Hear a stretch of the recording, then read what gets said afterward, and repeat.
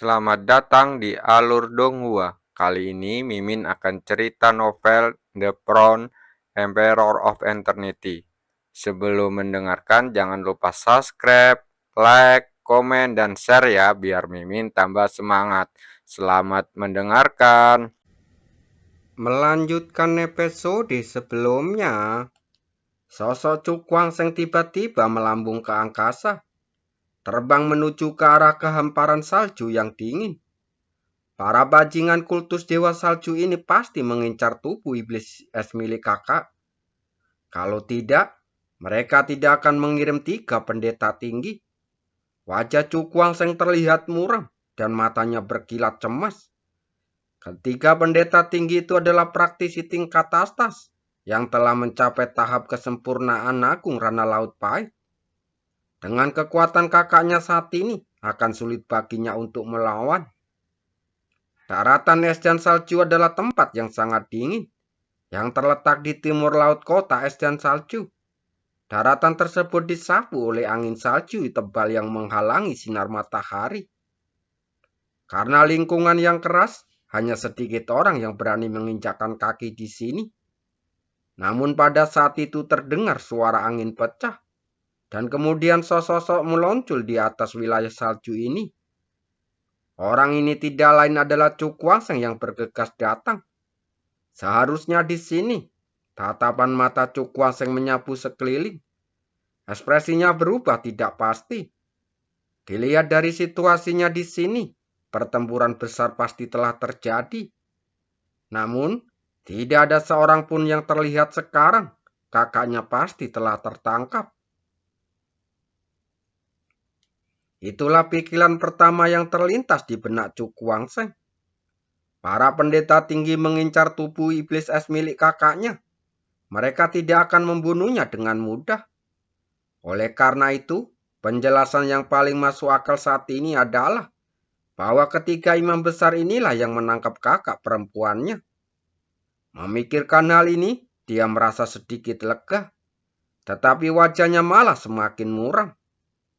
Karena dia tidak tahu apa yang akan dilakukan oleh para bajingan itu terhadap kakak perempuannya. Aku harus pergi untuk mencari informasi. Dengan keributan seperti itu, berita itu mustahil untuk disembunyikan. Jika dia bertanya dengan sesama, dia pasti tak akan tahu tentang kakaknya. Cukwang yang segera bergegas menuju ke kota terdekat untuk mengumpulkan informasi. 3 hari kemudian, Cukwang Seng berdiri di atas pohon besar. Tatapannya tertuju ke kejauhan. Matanya dipenuhi cahaya dingin. Selama kurun waktu ini, dia telah berpergian ke 7 atau 8 kota. Dan akhirnya berhasil mengetahui beberapa berita tentang kakak perempuannya. Menurut kabar, saat ini ketiga imam besar berada di suatu tempat yang disebut Gunung Pengorbanan. Dan tidak diketahui apa yang sedang mereka lakukan. Gunung Pengorbanan. Mata Cukwang Seng berkedip-kedip. Ini adalah markas besar sekte Dewa Salju. Para pendeta tinggi mungkin membawa kakaknya ke sini untuk suatu motif tersembunyi.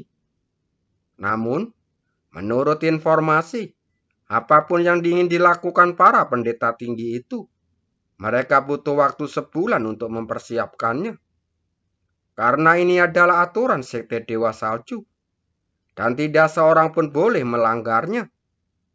Meskipun dia sangat ingin menyelamatkan kakak perempuannya, dia juga mengerti bahwa jika dia bertindak gegabah, dia tidak hanya akan gagal menyelamatkan kakaknya, tetapi juga bisa membahayakan dirinya sendiri. Itu akan sangat berbahaya.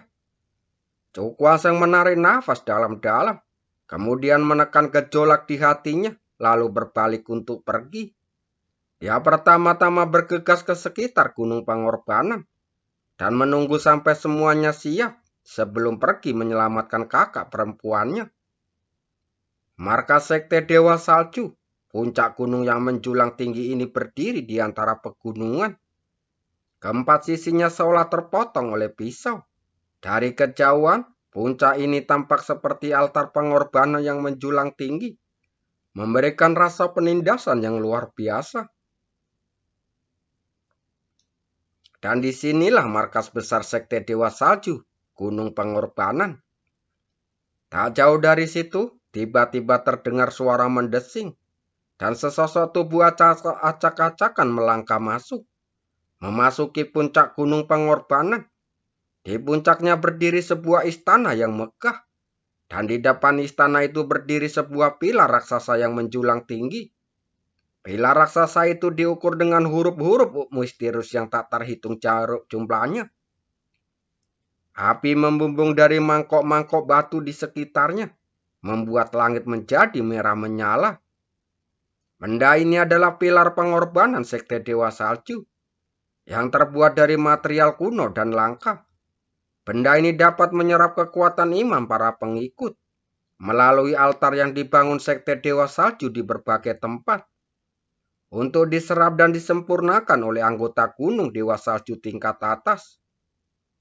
Jika pandangan diarahkan ke atas, samar-samar terlihat bahwa ruang sedikit berfluktuasi, dan sinar cahaya aneh yang tak terhitung jumlahnya menyapu dari segala arah dan akhirnya menyatu dengan pilar pengorbanan. Pada saat ini, di depan pilar pengorbanan, sesosok berdiri dengan kedua tangan di belakang punggungnya. Matanya menyala-nyala saat dia menatap pilar itu. Hanya dalam waktu 1 bulan lagi, ritual untuk para korban akan selesai. Kemudian, dengan bantuan pilar korban ini, sebuah tugas dapat diselesaikan. Imam besar, ada sesuatu yang terjadi. Sosok yang berantakan itu mendarat dengan tergesa-gesa. Su Kefeng pun sedikit mengerit saat berkata dengan suara dingin, "Bicaralah." Pria itu menelan ludah, tak berani lengah sedikit pun, dan buru-buru melaporkan. Anak itu tidak mati di Gunung Dewa Api.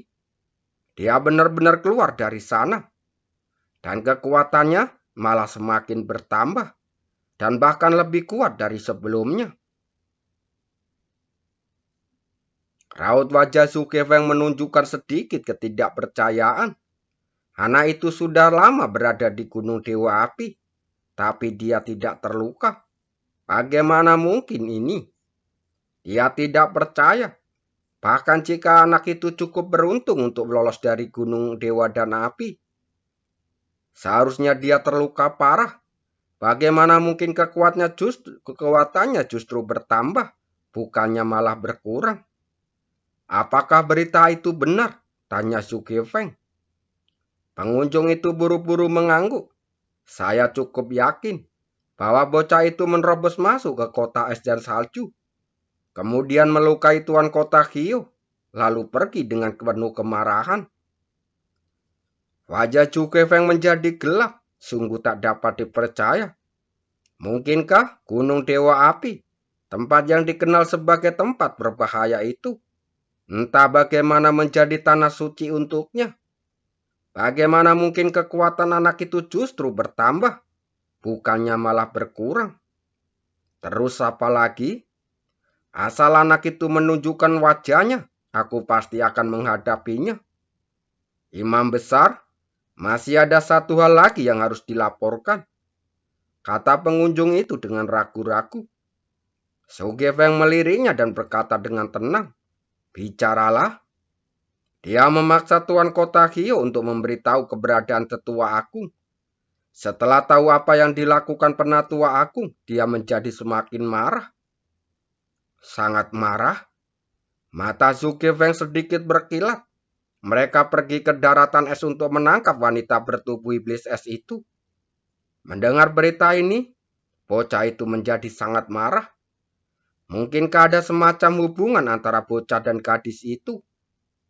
Memikirkan hal ini, senyum dingin tersungging di sudut bibir Su Kefeng. Jika memang begitu, ia bisa memanfaatkan kesempatan ini untuk melenyapkan momok ini dan mencegahnya untuk membuat masalah bagi sekte Dewa Salju di masa mendatang. Memikirkan hal ini, dia memberikan instruksi kepada pria itu. Sebarkan pesan. Sebulan dari sekarang, kita akan menggunakan wanita dengan tubuh iblis es itu sebagai korban. Apa maksudmu, Imam Besar? Wajah Zhu Feng sedingin es, dan niat membunuh yang mengerikan terpancar di matanya. Informasinya harus akurat, hingga hari dan saat pengorbanannya. Pendeta ini akan membuat bocah itu masuk ke dalam perangkat. Baik, Tuan, saya akan segera mengurusnya. Pria itu mengangguk dan segera meninggalkan gunung pengorbanan. Zhu Feng menatap ke arah ditinggalkannya, senyum dingin melengkung di bibirnya. Saya harap Anda tidak mengecewakan saya kali ini. Di dalam hutan 100 mil dari gunung pengorbanan, sesosok muda duduk bersila. Energi spiritual yang kuat menyapu dan menciptakan badai yang menyelimuti hutan. Badai itu menghancurkan sebagian besar hutan dan meninggalkan tanah dalam keadaan hancur total. Pada saat ini, Zhu Guangsheng tiba-tiba membuka matanya. Dia menjentikkan jarinya dan seolah-olah sebuah kekuatan spiritual melesat keluar. Dan akhirnya berubah menjadi sosok yang persis sama dirinya. Kemudian dia menembakkan beberapa aliran energi spiritual lagi, yang berubah menjadi beberapa tubuh ilusi. Pemahamanku tentang seni mistik telah mencapai tingkat dasar, kata Zhu Guangsheng sambil tersenyum tipis. Bahkan pada tingkat pemula, seseorang dapat membuat beberapa klon secara bersamaan sesuka hati. Meskipun klon-klon ini tidak memiliki kekuatan, mereka relatif sehingga mereka sangat persis sehingga dapat menipu mata dan mencapai hasil yang tak terduga. Jika seseorang mengelola alam suci ini hingga mencapai puncaknya, ia dapat langsung memunculkan klon yang tak terhitung jumlahnya untuk menjebak musuh di dalamnya. Memikirkan hal ini, rasa keinginan yang kuat terpancar di mata Zhu Guangsheng. Metode ini, jika digunakan untuk melarikan diri, dapat dengan mudah menghindari kejaran. Jika digunakan untuk menyerang, metode ini dapat membingungkan musuh dan memberikan pukulan telak yang tak terduga. Meskipun tampaknya kekuatannya kecil, tetapi efektivitasnya luar biasa. Memikirkan hal ini, mata Zhu Guangsheng berkelebat. Lalu dia menutupnya lagi, membentuk segel tangan. Sekarang ia perlu meningkatkan kekuatan spiritualnya satu tingkat, agar kultivasinya dapat menyaingi seorang praktisi tahap penyempurnaan kecil Rana Laut Pahit. Setelah itu, ia bisa menghadapi seorang seperti Zhu Feng secara langsung. Kekuatan yang dibutuhkan untuk terobosan ini berasal dari pil pemandu roh. Pil ini dapat memanfaatkan kekuatan tersembunyi di dalam tubuh seseorang untuk mencapai tujuan peningkatan kultivasi. Ketika pertama kali menggunakan kekuatan pil pemandu jiwa untuk meningkatkan kultivasinya, ia tahu bahwa efek pil itu dapat bertahan beberapa kali. Dan ini baru yang kedua kalinya. Zhu Guangsheng menghembuskan napas keruh. Ia samar-samar merasakan kekuatan aneh mengalir deras di sekujur tubuhnya. Kemudian menarik keluar kekuatan spiritual yang tersembunyi di sudut misterius dan menuangkannya ke dalam dantiannya. Energi spiritual itu melonjak dan kekuatan di sekitarnya juga terus meningkat. Jika ini terus berlanjut, ia akan mampu menembus level minor berikutnya. Dalam waktu kurang dari 10 hari. 10 hari telah berlalu dengan cepat. Ketika hari ke-10 tiba, badai mentor menjalar keluar, menyapu seluruh hutan. Bumi berguncang hebat, bahkan ruang angkasa pun beriak keluar. Pakaian Zhu Guangsheng berkibar tertiup angin saat dia tiba-tiba berdiri. Matanya berkilat tajam seolah ada seberkas cahaya yang keluar darinya. Efek pil pemandu jiwa ini sungguh luar biasa.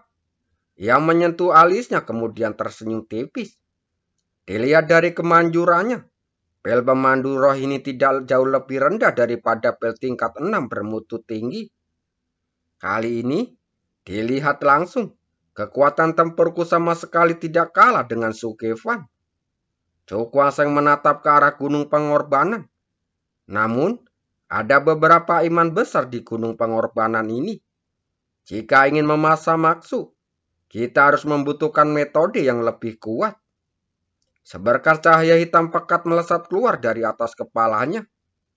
Kemudian berubah menjadi kristal hitam yang melayang di atas kepalanya. Benda ini adalah secara alami adalah harta karun untuk memanggil patung iblis. Latihan yang dijalani di Gunung Dewa Api hari itu sangat meningkatkan tubuh fisiknya. Tetapi karena ia tidak secara khusus mengelola tubuh iblisnya, tingkat kultivasi tubuh iblisnya tidak meningkat banyak. Memikirkan hal ini, ekspresi Cukwaseng berubah drastis. Ia tidak punya banyak waktu yang tersisa. Dan selama waktu ini, ia harus menguasai tubuh iblis. Jika tidak, peluang untuk menyelamatkan kakaknya akan tetap tipis. Memikirkan hal ini, dia langsung duduk bersila di tempat. Tangannya bergerak cepat dan energi iblis mulai muncul di sekelilingnya. Sementara itu, berita dari gunung pengorbanan itu perlahan menyebar ke area dalam radius 1000 mil. Dan banyak tokoh kuat yang terkejut setelah mendengarnya. Apa sebenarnya yang sedang direncanakan Sekte Dewa Salju? Dan siapa identitas wanita itu? Kenapa Sekte Dewa Salju menyebarkannya? Lambat laun, berita tentang apa yang terjadi di kota es dan salju hari itu pun terungkap. Setelah menggabungkan kedua informasi tersebut, semua orang menyadari niat Sekte Dewa Salju. Mereka sengaja menyebarkan berita tentang pengorbanan itu karena bocah nakal yang berani memprovokasi Sekte Dewa Salju. Di tengah keterkejutan semua orang juga merasakan kekaguman. Lagi pula, Sekte Dewa Salju memiliki kekuatan yang luar biasa di wilayah Gunung Dewa Salju. Dan selain penguasa gunung, hampir tak seorang pun dapat menahannya. Kata kekuatan luar biasa adalah deskripsi yang paling tepat untuk Sekte Dewa Salju. Fakta bahwa seorang pemuda tak dikenal menjadi sasaran seluruh Sekte Dewa Salju tentu saja membuat penasaran semua orang. Dalam sekejap, keributan besar melanda separuh Gunung Dewa Salju. Dan banyak sekali tokoh kuat berbondong-bondong ke Gunung Pengorbanan. Ingin melihat siapa bocah nakal ini yang berani berhadapan langsung dengan Sekte Dewa Salju. Puncak Gunung Pengorbanan. Cukup banyak yang datang, kata Sugefeng sambil melihat ke bawah gunung. Ini memang sesuai dengan yang dia inginkan. Pada hari pengorbanan, ia akan membunuh bocah itu di depan semua orang. Lalu ia akan memanfaatkan kejadian ini untuk menunjukkan kepada semua orang. Akibat berani menyinggung Sekte Dewa Salju. Sugefeng, apakah bocah itu berani datang? Sebuah suara tua terdengar dan seorang lelaki tua berjalan mendekat. Mendengar ini, Sugefeng menunjukkan ekspresi percaya diri. Pendeta Agung Qianhu, tenang saja. Bocah itu sombong. Jika wanita itu benar-benar memiliki hubungan yang baik dengannya, dia pasti akan datang pada hari pengorbanan. Baiklah, agar dunia tahu bahwa di hadapan Sekte Dewa Salju, lebih baik bersikap bijak, jangan sampai kau membawa masalah. Sebuah suara dingin lain terdengar, dan seorang pria berhidung bengkok dan bermata cekung berjalan mendekat. Dominasi Gunung Dewa Salju di wilayah bara laut surga ke-9. Juga karena reputasi Sekte Dewa Salju. Sekarang, ada bocah sombong yang berani memprovokasi mereka. Jika Sekte Dewa Salju tidak menghukumnya dengan berat, bukankah reputasi mereka akan menurun? Emang besar Yingling benar. Siapapun yang berani memprovokasi Sekte Dewa Saljuku akan membayar harga yang mahal. Kalau tidak, bukankah gengsi Sekte Dewa Saljuku akan menjadi bahan tertawaan? Mata Su Keveng sedingin es saat dia menatap langit yang jauh, dan niat membunuh yang mengerikan mengalir darinya. Masih ada sekitar 2 minggu lagi sampai hari pengorbanan. Persembahan pertama akan diberikan kepada si bocah nakal yang sombong itu. Terima kasih.